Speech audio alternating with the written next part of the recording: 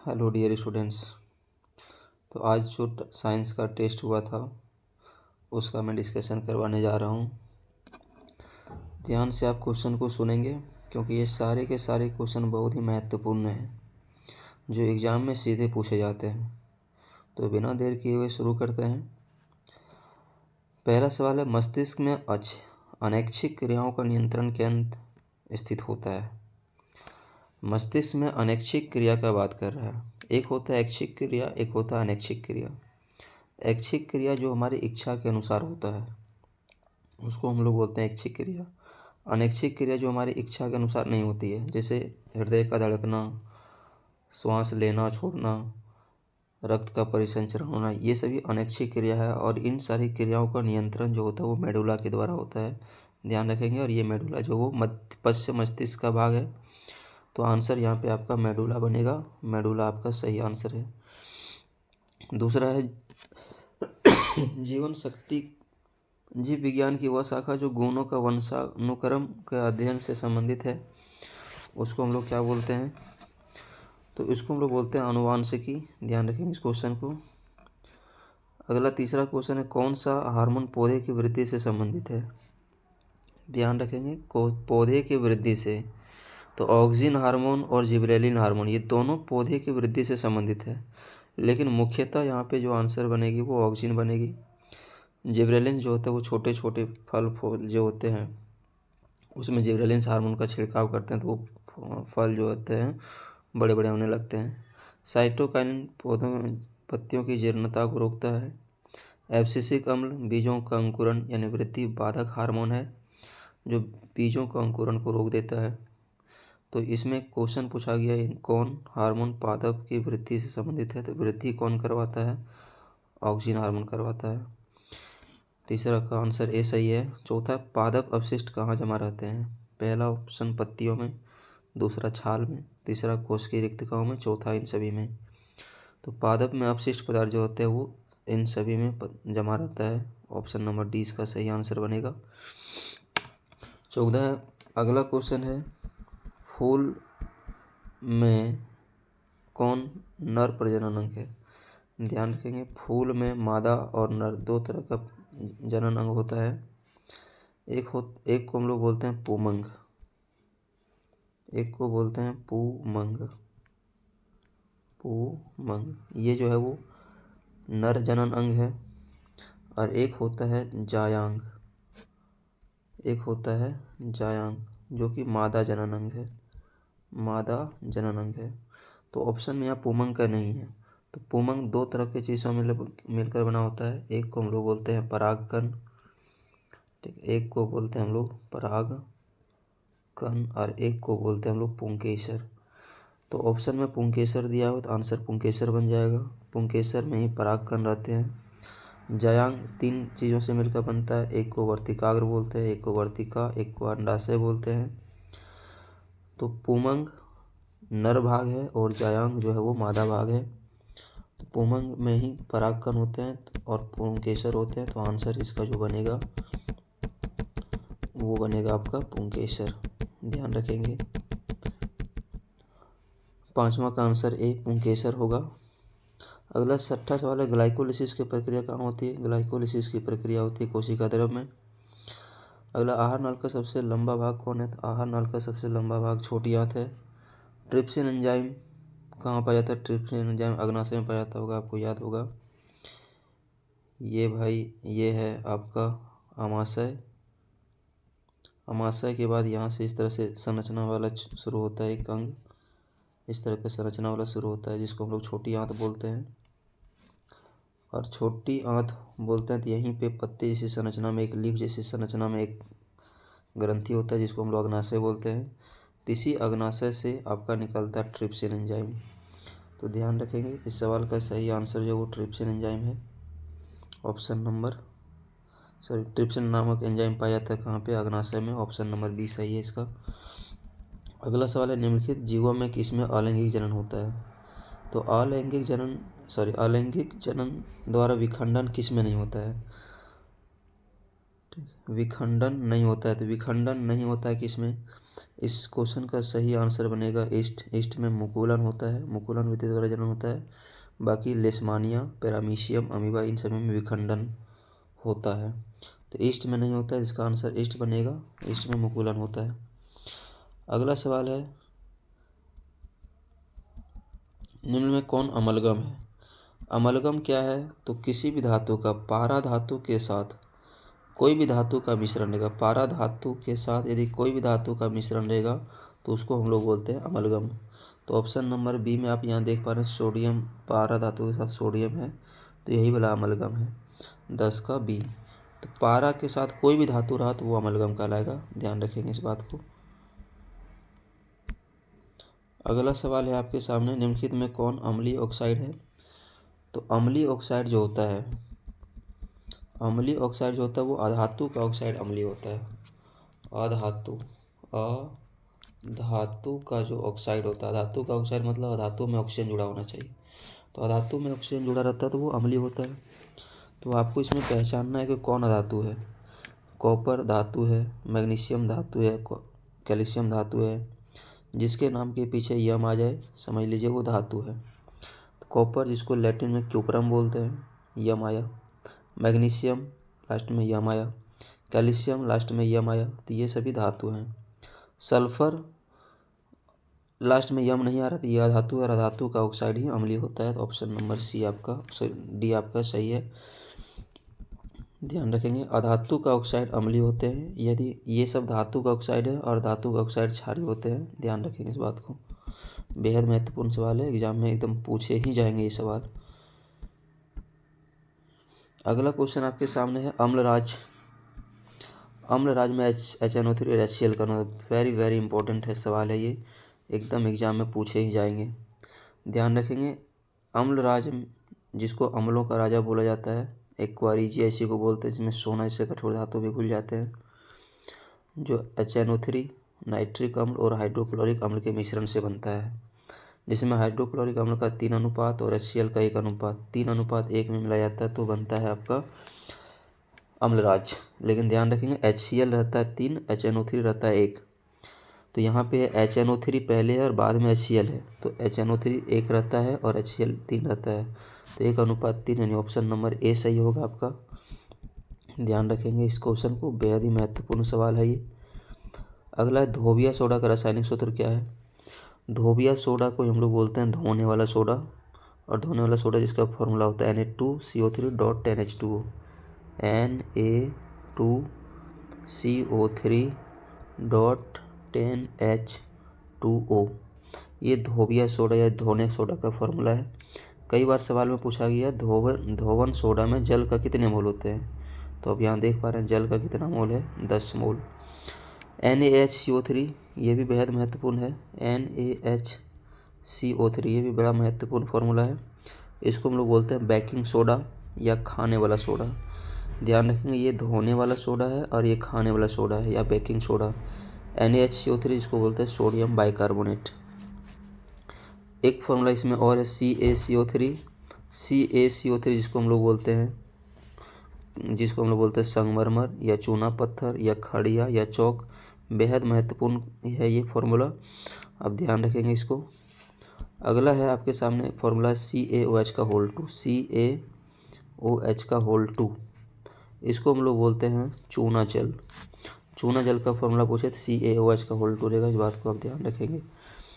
अगला है, निम्नलिखित में कौन एल्काइन है? निम्नलिखित में कौन एल्काइन है, ध्यान रखेंगे। एल्काइन पूछ रहा है, एक एल्काइन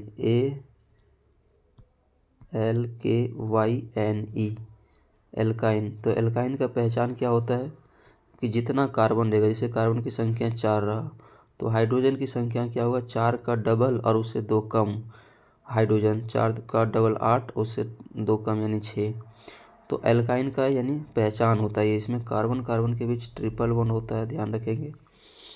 फॉर्मूला होता है CnH2n-2, देख लीजिए जितना यहाँ पे n है उसका डबल यहाँ पे हो रहा है और 2 कम हो रहा है, तो एल्काइन का ये पहचान है। तो इसमें देखिए C4H8 4 का डबल के बराबर हो रहा है, ये नहीं होगा। यहाँ पे 3 का डबल 6, उससे 2 कम है, तो यही वाला आपका आंसर होगा एल्काइन। ये वाला आपका एल्कीन का है, ये एल्काइन का है। ठीक है, C3H8 3 का डबल 6, उससे भी 2 ज़्यादा हो रहा था, ये एल्केन का है, ध्यान रखेंगे। वापस मैं एक बार यहाँ पे इसको समझा देता हूँ। YNE जब रहेगा, YNE एल्काइन जब रहेगा, तो इसमें होता क्या है, जितना कार्बन है, ठीक है, जितना कार्बन रहेगा उसके डबल से 2 कम हाइड्रोजन रहेगा। तो 3 का डबल 6, 2 कम यानी 4 हाइड्रोजन। जैसे रहता है एल्कीन, ALKENE, एल्कीन का रहता, तो जितना कार्बन रहेगा, जैसे मान लो कार्बन की संख्या 3 है, तो हाइड्रोजन कितना होगा, 3 का डबल, इसके डबल के बराबर होगा, तो डबल हो गया 6। और एल्कीन में जो होता है वो कार्बन कार्बन के बीच डबल बॉन्ड होता है, कार्बन कार्बन के बीच में डबल बॉन्ड होता है। इसका फॉर्मूला होता है CnH2n, इसका फॉर्मूला ये हो जाता है, ध्यान रखेंगे। एल्कीन का फॉर्मूला CnH2n।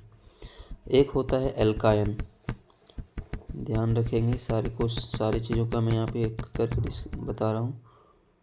एक होता है एल्केन, ALKANE, ध्यान रखेंगे, इसमें ANE वाला सिस्टम में क्या होता है, जितनी कार्बन रहेगा उसके डबल से 2 ज़्यादा हाइड्रोजन रहेगा। ठीक, CnH2, इसमें कार्बन कार्बन के बीच सिंगल बॉन्ड होता है। जैसे एग्जांपल में C4 लिए तो 4 का डबल 8, 8 का डबल 8 से 2 ज़्यादा हाइड्रोजन रहेगा, यानी 10 रहेगा। ठीक है, ये बातें समझ में आ चुकी होगी आपको। आगे बढ़ते हैं, बहुत ही महत्वपूर्ण है ये एल्केन, एल्कीन, एल्काइन, ये तीनों में से एक सवाल जरूर रहेगा। या तो आपको फॉर्मूला पूछेगा या तो आपसे एग्जाम्पल में कोई बात पूछ लेगा। अगला है अष्टक नियम किसने दिया है, तो बेहद ही महत्वपूर्ण सवाल है। अष्टक नियम दिया था न्यूलैंड्स। डोब्रेनर तिर्यक नियम दिया है, बिल्कुल याद रखेंगे। डोब्रेनर तिर्यक नियम दिया है, न्यूलैंड्स अष्टक नियम दिया है। मोसले जो है वो आधुनिक आवर्त सारणी दिया है। मोसले का जो आवर्त सारणी है, मोसले का आवर्त सारणी है परमाणु संख्या, ध्यान रखेंगे, परमाणु संख्या के बढ़ते क्रम पर आधारित है मोसले का। मोसले में देखिए 100 वर्ड है और 100 से संख्या, तो मोसले का आवर्त सारणी संख्या पर आधारित है। मोसले का आवर्त सारणी को हम लोग आधुनिक आवर्त सारणी बोलते हैं। एक है मेंडलीव का जो है वो आवर्त सारणी जो है परमाणु द्रव्यमान के बढ़ते क्रम पर आधारित है। तो ये सवाल बिल्कुल एग्जाम में रहेगा, इस बात को आप ध्यान रखेंगे। मेंडलीव वाला द्रव्यमान के बढ़ते क्रम में है, मोसले वाला परमाणु संख्या के बढ़ते क्रम में है। मोसले वाला आवर्त सारणी को आधुनिक आवर्त सारणी बोलते हैं, जिसमें तत्वों की संख्या 118 है। मोसले वाला में आवर्त सारणी में तत्वों की संख्या 118 है और मेंडलीव वाला में तत्वों की संख्या 63 है। आप इस बात को ध्यान रखेंगे। आगे बढ़ते हैं, अगला सवाल है आधुनिक आवर्त सारणी में आवर्त की संख्या कितनी है। आधुनिक आवर्त सारणी का मतलब मोसले का आवर्त सारणी में, मोसले का आवर्त सारणी में आवर्त की संख्या, अब चाहे मोसले का पूछे या फिर मेंडलीव का पूछे, दोनों में आवर्त की संख्या 7 है। लेकिन जब वर्ग का बात करेगा तो मेंडलीव वाला में वर्ग की संख्या 9 होता है और मोसले वाला में वर्ग की संख्या 18 होता है। लेकिन आवर्त के बारे में जब बात करें तो मोसले वाला में भी 7 आवर्त होता है और मेंडलीव वाला में भी 7 आवर्त होता है। ठीक है, लेकिन वर्ग जो होता है वो मेंडलीव वाला में 9 होता है और मोसले वाला में 18 होता है, ध्यान रखेंगे। तो यहाँ पूछा गया है आवर्त सारणी की संख्या, आवर्तों की संख्या कितनी, तो आंसर 7 बनेगा। अगला जर्मेनियम क्या है, तो जर्मेनियम एक अर्धचालक है। ठीक है, आवर्त सारणी का वर्ग नंबर 14 में जो तत्व हैं उसको हम लोग अर्धचालक बोलते हैं। जैसे हो गया सिलिकॉन हो गया, उसमें जर्मेनियम आपको मिलेगा, जैसे इसमें सीसा मिलेगा। तो ये सभी अर्धचालक धातु हैं, ध्यान रखेंगे। अगला है बॉक्साइट किस धातु का अयस्क है, ये सभी बिल्कुल याद रखेंगे, बहुत ही इंपॉर्टेंट सवाल एग्जाम में रहेगा सवाल। बॉक्साइट अल्मुनियम धातु का अयस्क है। Hg पारा सिनेबार धातु का अयस्क होता है, पारा का एक अयस्क होता है सिनेबार। कॉपर का अयस्क होता है क्यूपराइट। हेमेटाइट जो होता है वो लोहा Fe का एक अयस्क होता है हेमेटाइट। अगला है क्वेश्चन, पारा का मुख्य अयस्क कौन है। पारा का मुख्य अयस्क सिनेबार है, ध्यान रखेंगे। सिनेबार जिसका फॉर्मूला आपसे पूछ सकता है, सिनेबार का फॉर्मूला होता है HgS। ठीक है। पारा धातु का अयस्क है सिनेबार गेलेना, गेलेना PbS। Pb का मतलब होता है सीसा, सीसा का अयस्क का नाम है गेलेना। ठीक है, ध्यान रखेंगे। फिर हेमेटाइट जो है वो सीसा लोहा का अयस्क है। तो क्वेश्चन में आपसे पूछा गया है पारा का मुख्य अयस्क कौन है, तो पारा का मुख्य अयस्क सिनेबार, ऑप्शन नंबर ए सही है। गेलेना सीसा का है, हेमेटाइट लोहा का है। 19वां नंबर, अधिकतर धातुओं के ऑक्साइड होते हैं। अभी हमने यहाँ पे ये बात बताया कि धातु का ऑक्साइड क्षारीय होते हैं और धातु का ऑक्साइड अम्लीय होते हैं। ठीक है। अ से अधातु, अ से अम्लीय। अधातु में जब ऑक्सीजन लिखा रहेगा, अधातु में जब ऑक्सीजन लगा रहेगा तो होगा वो अम्लीय। अ से अधातु, अ से अम्लीय, ध्यान रखेंगे। अधातु का ऑक्साइड अम्लीय होता है। अगला सवाल है सबसे अधिक क्रियाशील तत्व कौन है। यहाँ जो ऑप्शन है, इस ऑप्शन में सबसे अधिक क्रियाशील तत्व का जो है वो सोडियम है, सॉरी पोटेशियम है। यहाँ तत्व नहीं, यहाँ पे धातु होगा, ध्यान रखेंगे। सबसे अधिक क्रियाशील धातु कौन है, तो पोटेशियम होगा। अगला, किस धातु को चाकू से काटा जा सकता है, तो जो मुलायम धातु होता है उसको हम लोग चाकू से काट सकते हैं। और मुलायम धातु में आपका सोडियम भी होता है, आपका पोटेशियम, एक और होता है भाई लिथियम। लेकिन आपकी बुक में सोडियम और पोटेशियम का ही जिक्र है तो हम उसी के बारे में चर्चा करते हैं। किस धातु को चाकू से काट सकते हैं, सोडियम और पोटेशियम दोनों को काट सकते हैं। ये दोनों मुलायम धातु है। इन दोनों को हम लोग, ये दोनों बहुत अधिक क्रियाशील होने के कारण इसको मिट्टी का तेल यानी केरोसिन तेल में डुबो कर रखते हैं। ध्यान रखेंगे, इससे एकदम सवाल आएगा, आना ही चाहिए और आएगा भी इससे। अगला सवाल है कौन सा धातु कमरे के ताप पर द्रव अवस्था में पाई जाती है। ध्यान रखेंगे यहाँ पे जब क्वेश्चन में अधातु लिखा हुआ रहे, ठीक है, जैसे यहाँ क्वेश्चन में अधातु लिखा रहे तो उस कंडीशन में आंसर आपको ब्रोमीन मारना है। और जब क्वेश्चन में धातु लिखा रहे तो आपको पारा मारना है। ठीक है, धातु रहे तो Hg यानी पारा, और अधातु रहे तो आपको ब्रोमीन मारना है, Br, जिसकी परमाणु संख्या 35 होती है। अधातु में ब्रोमीन और धातु में पारा, जो कमरे के ताप पर द्रव अवस्था में रहती है। अगला है प्रयोगशाला में बनाया गया सबसे पहला कार्बनिक पदार्थ कौन है, तो प्रयोगशाला में बनाया गया सबसे पहला कार्बनिक पदार्थ का नाम यूरिया है, जिसको अमोनियम साइनेट को गर्म करके बनाया था वोहलर ने। ठीक है, यहाँ से 3 सवाल आपका पूछ सकता है। प्रयोगशाला में बनाया गया सबसे पहला कार्बनिक पदार्थ कौन है, यूरिया। किसने बनाया था, वोहलर। किसको गर्म करने पर बनाया था, अमोनियम साइनेट। ये 3 सवाल यहाँ से पूछ सकता है, आप इस बात को ध्यान रखेंगे।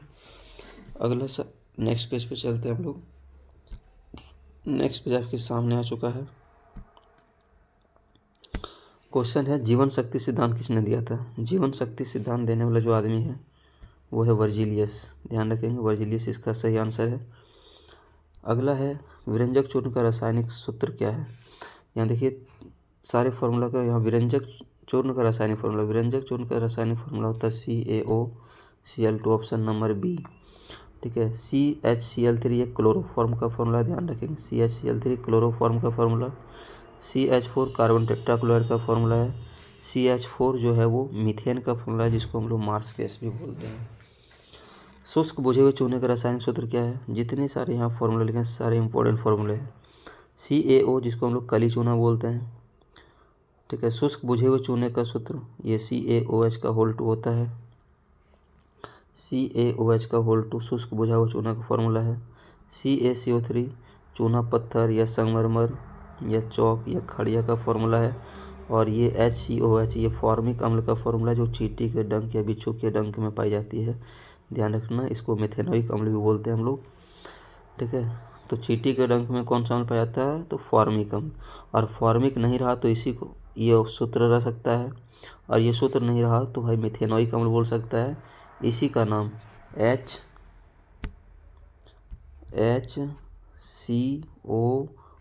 HCOOH, इसको हम लोग बोलते हैं फॉर्मिक अम्ल। इसी को आईपीएक नेम में हम लोग आईपीएक नेम जो लिखते हैं इसी को मेथेनोइक अम्ल बोलते हैं, जो चींटी के डंक में पाई जाती है।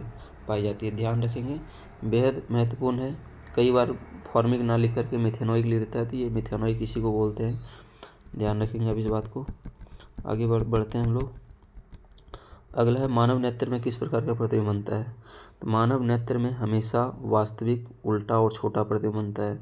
कंफ्यूज नहीं करें, वास्तविक प्रतिबिंब हमेशा जो है ना, वास्तविक तो आपको याद रहेगा, उसके बाद कन्फ्यूजन आप इसमें होंगे कि उल्टा होगा कि सीधा होगा। तो भाई वास्तविक है तो 110% गारंटी है कि वो उल्टा ही होता है, क्योंकि वास्तविक हमेशा उल्टा ही होता है। तो ऑप्शन नंबर ए सही होगा इसका। अगला, दूरदृष्टि दोष का उपचार के लिए कौन सा लेंस?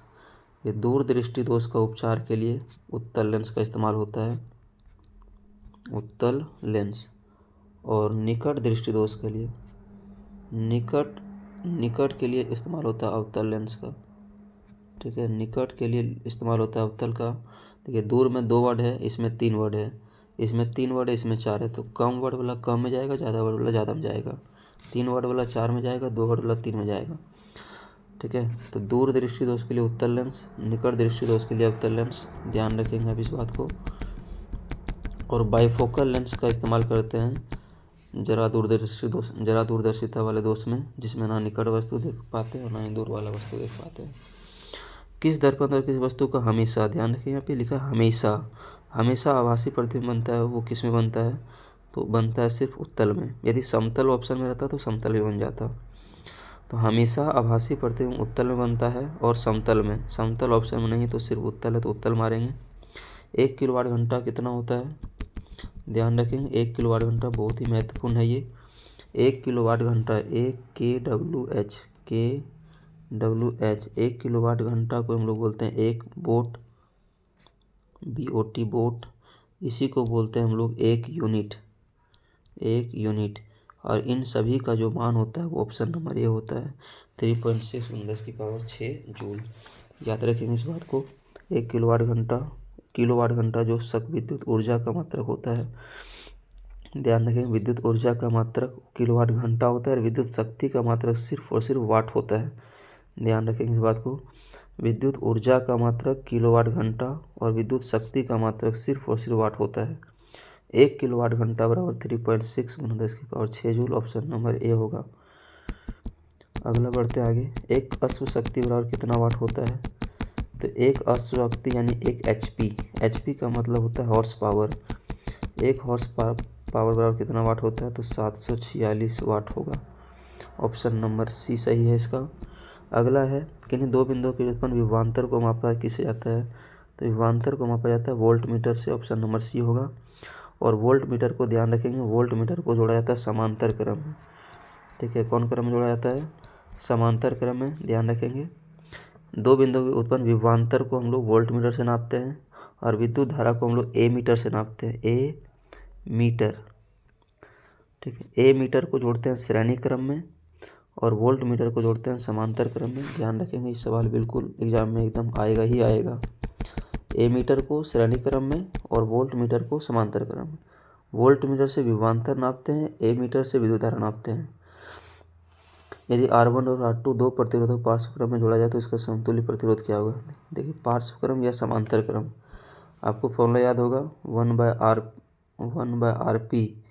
समांतर क्रम में रहता है तो 1/RP बराबर 1/R1 प्लस 1/R2 होता है।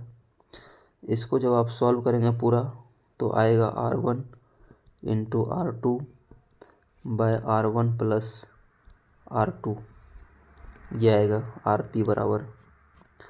ठीक है, तो ऑप्शन नंबर इसका सी सही होगा। अब एक बात यहाँ पे ध्यान रखेंगे आप, जितने भी प्रतिरोध रहा, 2 गो रहा तो दोनों टर्म ऊपर में गुना में रहेगा। यदि 3 प्रतिरोधक रहेगा तो 3 गो भाई गुना में ऊपर में रहेगा। ठीक है, और नीचे में फिर अलग अलग हो जाएगा, इस बात को ध्यान रखेंगे आप। तो यहाँ पे जो फिलहाल आंसर होने वाला है ऑप्शन नंबर सी होगा, ऑप्शन नंबर सी। अगला, चुंबकीय क्षेत्र सबसे अधिक प्रभावशाली कहाँ होता है? चुंबकीय क्षेत्र सबसे अधिक प्रभावशाली होता है ध्रुव पर। इस बात को आप ध्यान रखेंगे। जैसे आपने इस तरह का एक पढ़ा होगा, ये नॉर्थ पोल, चुंबक का नॉर्थ पोल और ये साउथ पोल। हम लोग जानते हैं चुंबकीय क्षेत्र रेखा उत्तर ध्रुव से निकल कर भाई दक्षिण ध्रुव में प्रवेश करता है, इस तरह से। तो सबसे अधिक प्रभावशाली कहाँ पे होता है? ये सबसे अधिक प्रभावशाली होता है ये वाले ध्रुव पर। ठीक है, ध्रुवों पर सबसे अधिक प्रभावशाली होता है। तो आंसर बन जाएगा 35 का ए, ध्रुव पर। अगला 36 नंबर क्वेश्चन है, विद्युत धारा के चुंबकीय प्रभाव की खोज किसने दी? बेहद महत्वपूर्ण सवाल है, एकदम एग्जाम में छपेगा। ऑस्टेड, ध्यान रखेंगे, विद्युत धारा के चुंबकीय प्रभाव की खोज किसने किया था? ऑस्टेड। वह यंत्र जो यांत्रिक ऊर्जा को विद्युत ऊर्जा में बदल दे। ध्यान रखेंगे, यांत्रिक ऊर्जा को विद्युत ऊर्जा में, मैकेनिकल एनर्जी को इलेक्ट्रिकल एनर्जी में बदलने वाला कौन है? यांत्रिक ऊर्जा को विद्युत ऊर्जा में बदलने वाला है जनरेटर। और यही मोटर रहता तो इसका उल्टा हो जाता, विद्युत ऊर्जा को यांत्रिक में बदलता है मोटर। मोटर जो है वो इलेक्ट्रिक ऊर्जा को मैकेनिकल एनर्जी में, विद्युत ऊर्जा को यांत्रिक ऊर्जा में बदल देता है।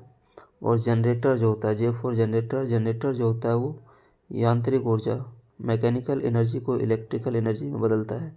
M4 मैकेनिकल यानी यांत्रिक ऊर्जा को विद्युत ऊर्जा में बदलता है जनरेटर। और मोटर यांत्रिक ऊर्जा को विद्युत ऊर्जा को यांत्रिक ऊर्जा में बदल देता है। अगला है, सबसे अधिक विचलन किस वर्ण के प्रकाश का होता है? ध्यान रखेंगे, जैसे आपका ये प्रिज्म है, इस प्रिज्म में जैसे जैसे श्वेत प्रकाश जाता है तो 7 अलग रंग ये जाना तो भाई चाहता है इधर, लेकिन यहाँ से किरण मुड़ जाते हैं इधर। जैसे यहाँ से किरण इधर गया, ये रेड रंग का है और ये रहा आपका बैगनी रंग का किरण। तो उस क्वेश्चन में पूछा गया, ये जो होता है लाल रंग वाला विचलन सबसे कम होता है, लाल रंग का विचलन सबसे कम होता है, और ये बैगनी का विचलन जो होता है वो सबसे ज़्यादा होता है।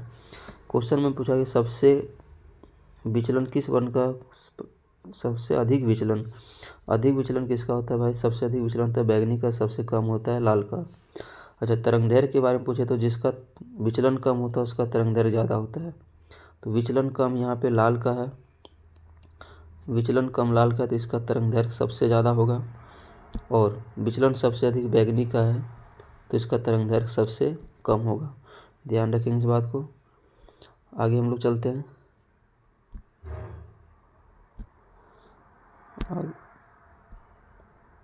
आगे है आपका मोसले का आवर्त सारणी आधारित है। मोसले का जो आवर्त सारणी आधारित है, अभी थोड़ा देर मैंने पहले जिक्र किया कि मोसले का आवर्त, मोसले में 100, 100 संख्या, तो परमाणु संख्या ऑप्शन नंबर 20 सही है, परमाणु संख्या पर आधारित है। चींटी के डंक में कौन सा पाया जाता है? अभी मैंने यहाँ पे जिक्र किया ये वाला। चींटी के डंक में कौन सा अम्ल पाया जाता है? चींटी के डंक में पाया जाता है फॉर्मिक अम्ल, इसी को हम लोग मेथिनोइक अम्ल बोलते हैं। तो ये 40 ऑब्जेक्टिव महत्वपूर्ण था जिसको हमने इस टेस्ट में शामिल किया। इधर जो है वो कुछ 2 अंक की प्रश्न है फिजिक्स का, ठीक है। फिर यहाँ पे इधर आपका केमिस्ट्री का आपका